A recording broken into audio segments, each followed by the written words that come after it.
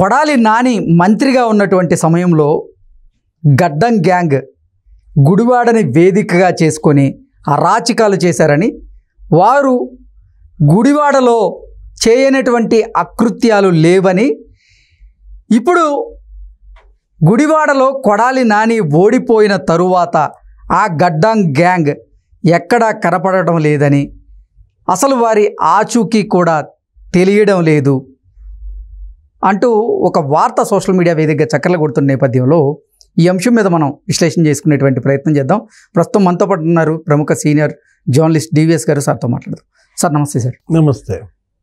గుడివాడ వేదికగా కొడాలి నాని అనుచరులుగా చెప్పుకునేటువంటి కొంతమంది గడ్డం గ్యాంగ్ కొన్ని అరాచకాలు అకృత్యాలు చేశారని, ఈయన అండదండలతో వారు రెచ్చిపోయారని, అయితే ఇప్పుడు గుడివాడలో కొడాలి నాని ఓడిపోవడంతో ఆ గడ్డం గ్యాంగ్ ఎక్కడా కనబడడం లేదు, కూటమికి భయపడ్డారు, అందుకే ఎక్కడున్నారో కూడా తెలియడం లేదు అంటూ కొన్ని వార్తలు అయితే ఇప్పుడు సోషల్ మీడియా దగ్గర చక్కర్లు కొడుతూ ఉన్నాయి.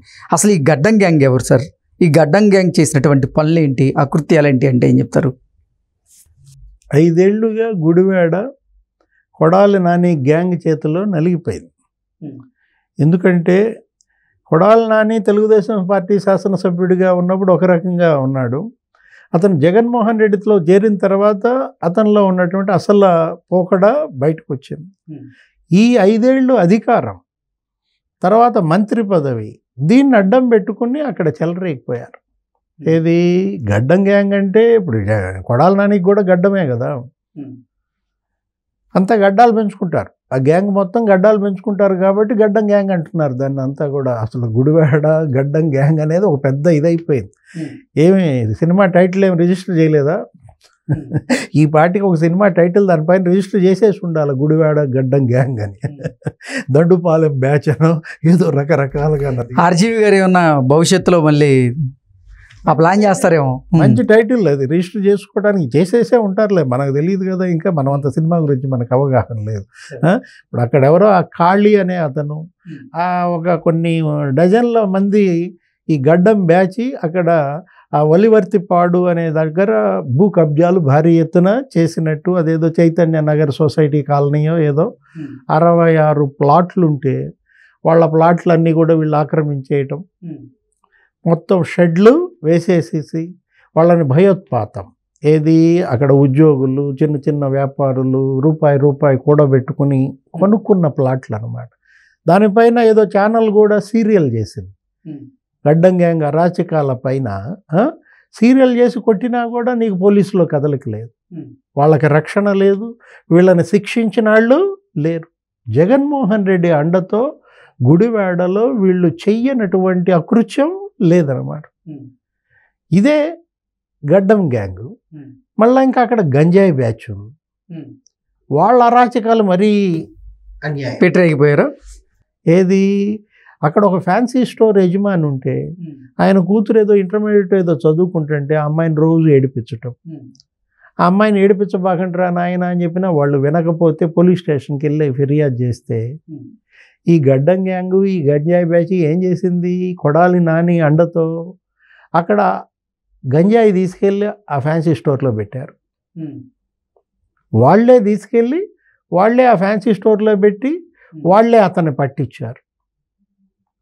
తన కూతుర్ని అల్లరి చేస్తున్నారు, వాళ్ళని కంట్రోల్ చేయండి అయ్యా అంటే కంప్లైంట్ తీసుకున్నాడు.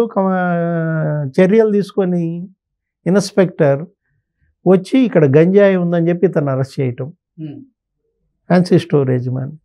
ఇది మీడియాలో కథనాలుగా వచ్చి దీనిపైన ఒక ఎస్పీ కానిస్టేబుల్ ఎస్పీకి ఫోన్ చేస్తే ఎస్పీ స్పందిస్తే అప్పుడు ఆ ఫ్యాన్సీ స్టోర్ యజమానికి రక్షణ, బయటకు వచ్చాడు. ఎంత అరాచకాలంటే ఎంత పెద్ద ఎత్తున అక్కడ నాని అకృత్యాలు మనం చూసాం.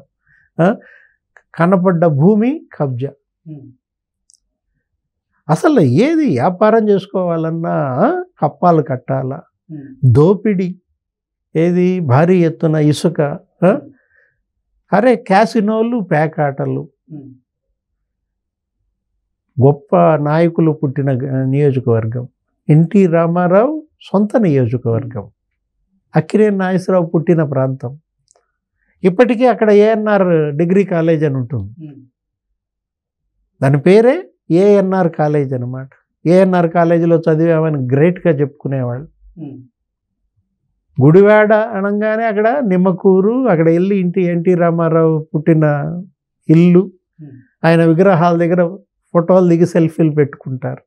అంత చారిత్రక ప్రసిద్ధిగాంచినటువంటి గుడివాడ ఈ గ్యాంగులేంటి?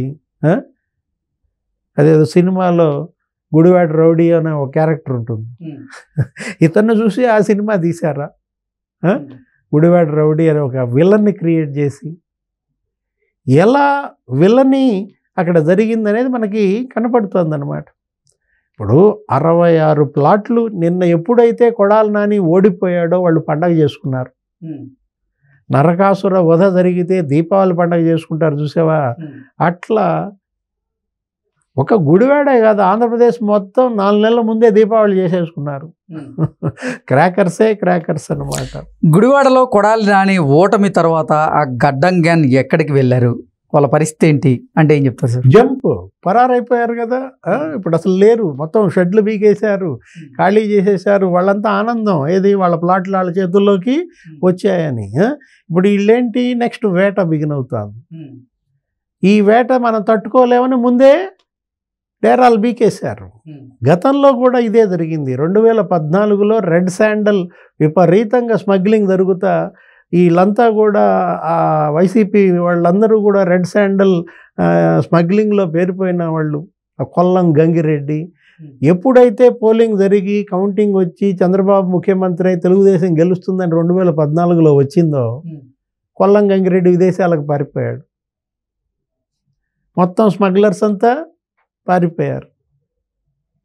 చిత్తూరు జిల్లాలో రెడ్ శాండల్ స్మగ్లర్స్ ఎలా అయితే పరారైపోయారో చంద్రబాబు అప్పుడు ముఖ్యమంత్రిగా అయినప్పుడు, ఇప్పుడు మళ్ళా చంద్రబాబు ముఖ్యమంత్రిగా అయినప్పుడు గుడివాడ గడ్డం గ్యాంగ్ పరారైపోయింది. అంటే ఏంటి, ఉక్కుపాదం మోపుతారు. ఇప్పటికే మనం చూస్తున్నాం, వల్లభనేని వంశీ ఇంటి మీద పడి గందరగోళం చేశారు. కొడాలి నాని ఇంటి మీదకి నిన్న గుడివాడెళ్ళి గందరగోళం చేశారు. ఎందుకంటే నానియే చెప్పాడంట, ఏమని, ఇవే నా ఆఖరి ఎన్నికలు, ఈ ఒక్కసారి నన్ను గెలిపించండి, దీని తర్వాత ఇక నేను రాజకీయం చెయ్యను, నేను 60 ఏళ్ళు దాటుతుంది నా వయసు, ఇలా ప్రచారం చేశాడు అతను. అతను ఇంకా ఏమన్నాడు, చంద్రబాబు ముఖ్యమంత్రి కనుకైతే తెలుగుదేశం కనుక గెలిస్తే నేను రాజకీయ సన్యాసం చేస్తా అన్నాడంట. వెంటనే నిన్న పోయి పడ్డారు ఇంటి మీద, కోడిగుడ్లేసి కొట్టారు. రాజకీయ సన్యాసం చేస్తానన్నావు కదా, సన్యాసం చేయమని చెప్పి అడిగారు. సోషల్ మీడియా వేదికగా చూసుకున్నట్లయితే సెటైర్లు కూడా వేలాయి. నిన్న కొడాలి నాని ఇంటి మీదకి టీడీపీ కార్యకర్తలు గుడ్లతో పాటుగా ఉల్లిపాయలు వేశారు, వాళ్ళ ఇంట్లో నిన్న కోడిగుడ్డు కూర చేశారు అన్నట్లుగా కొన్ని సెటైర్లు కూడా. క్యాబేజీ వేయలేదా? క్యాబేజీ ఎందుకంటే ఈయన సివిల్ సప్లైస్ మంత్రిగా ఉన్నప్పుడు కొడాలి నాని ఉల్లిపాయల రేట్లు బాగా పెరిగిపోయాయి. ఉల్లి రేట్లు అసలు 100 రూపాయలు సెంచరీలు దాటిపోతే జనం గగ్గోలు పెడితే ఉల్లిపాయలు బదులు క్యాబేజ్ వేసుకోండి అన్నాడు. ఉల్లిపాయలు బదులు క్యాబేజీ వేసుకోండి అని చెప్పిన సివిల్ సప్లైస్ మంత్రి ఇతను. నువ్వు అందుకని గుడ్లు ఉల్లిపాయలు వేసారండి అంటే క్యాబేజీ వేయలేదా అంటున్నా. అంటే ఉల్లిపాయల రేట్లతో ఇంకా తగ్గపోతున్నాయని చెప్పి అసలు ఇన్నాళ్ళు ఇంకా అక్కడ ఉండటం వేస్ట్. వీళ్ళు ఏది, వంశీ, నాని, జగన్మోహన్ రెడ్డి, ఎవరైతే వీళ్ళంతా అరాచకాలకు పాల్పడ్డారో వాళ్ళు ఇంకా అక్కడ ఆ ప్రాంతాల్లో ఉండటం వల్ల రెచ్చగొట్టినట్టుగా ఉంటుంది. ఇప్పుడు జరుగుతున్న గొడవలు, అల్లర్లు అరకొర అక్కడక్కడ జరుగుతున్నాయి, జరగట్లేదని మనం అనం. బాధితులు వాళ్ళకి బీపీలు పెరుగుతాయి. జగన్మోహన్ రెడ్డి అన్నాడు కదా, ఏంటంటే మంగళగిరిలో ఎన్టీఆర్ భవన్ మీ వాళ్ళంతా ధ్వంసం చేశారు అంటే, మరి నన్ను తిడితే మా వాళ్ళకి బీపీలు పెరగవా అని అన్నాడు. 5 ఏళ్ళు మరి ఇన్ని బాధలు, ఇన్ని హింస, ఇంత వేధింపులు, తప్పుడు కేసులు ఇలా చేసినప్పుడు మరి వాళ్ళకి కూడా బీపీలు పెరుగుతున్నాయి అక్కడక్కడ. కాకపోతే వీళ్ళు ఏం చేస్తున్నారు, దాన్ని చిలవల పలవలుగా చిత్రీకరిస్తున్నారు, భూతద్దంలో చూపిస్తున్నారు. వాళ్ళ మీడియా, సోషల్ మీడియా ఈ జరిగిన గొడవలను పెద్దదిగా చూపించడం వల్ల అది కాంటేజియస్, అంటువ్యాధిలాగా ఇంకో చోటకి వెళ్ళిపోతుంది. ఇప్పుడు గుడివాడలో కొట్టారు కాబట్టి ఇక్కడ విజయవాడలో కూడా కొడితే పోలా, లేకపోతే తెనాల్లో కూడా కొడితే పోలా. ఇట్లా ఏంటి, ఒకళ్ళకొకళ్ళు అది కొడదామనే ఆలోచనని పెంచేలాగా వీళ్ళు చూపిస్తున్నారు. అది తప్పనమాట. మీడియా కూడా సంయమనం పాటించాలి. అరాకొరా గొడవలు జరిగినా దాన్ని భూతద్దంలో చూపించబాకండి. చూపించడం వల్ల జరుగుతున్నటువంటి అనర్థం, అల్లర్లు ఇంకా పెరుగుతున్నాయి. ఇప్పుడు 5 రోజులకే మీరింత గగ్గోలు చేస్తున్నారే, ఎన్ని రోజులైంది? కౌంటింగ్ పూర్తయి 5 రోజులు. 5 రోజులకే హత్యలు జరిగిపోయినాయా?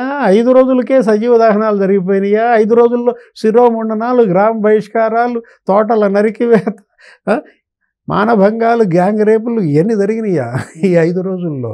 5 రోజులకే ఇంత గగ్గోలు పెడుతున్నారంటే 5 రోజుల్లో పార్టీ కార్యాలయాలు తగలబెట్టారా? 5 ఏళ్ళు మరి వాళ్ళు ఎలా భరించారు మిమ్మల్ని? అంటే ముందుంది ముసళ్ళ పండుగ అంటారు. ఇంకా ఇప్పుడు 5 ఏళ్ళు మీరు పెట్టిన బాధలు, గృహ దహనాలు, తోటల నరికివేత, కాల్చివేత, సజీవ దహనాలు, హత్యలు, గ్యాంగ్ రేపులు, 5 ఏళ్ళు వారు బాధలు పడితే 5 రోజులకే ఇళ్ళిత గగ్గోలు చేస్తే అట. Okay sir, thank you so much. నమస్తే.